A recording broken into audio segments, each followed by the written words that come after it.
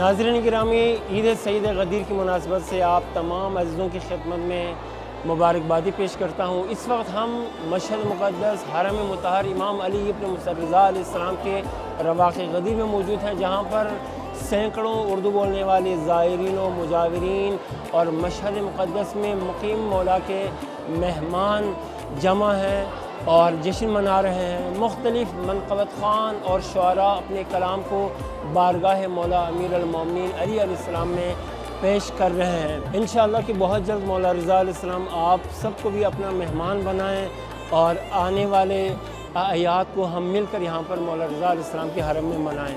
आप सब की तरफ से हम यहाँ पर नाइब दुआ नाइब ज़ियारा हैं और आपसे भी हम मुल्तमिस दुआ हैं। मैं ज़िक्र अली करता हूँ तुम दाद दो खुलकर, गूंगों की तरह वज़्न में बैठा नहीं जाता, और वादा है मेरा हश्र के दिन गूंगे रहोगे जिन लोगों से इस बज़्म में बोला नहीं जाता। ईद गदीर मनाओ ज़माना पवे सरदार वे, सरदार वे पवे लड़दार वे, सरदार वे पवे लड़दार वे, मन तुम तो मौला सुनाओ ज़माना पवे सरदार वे।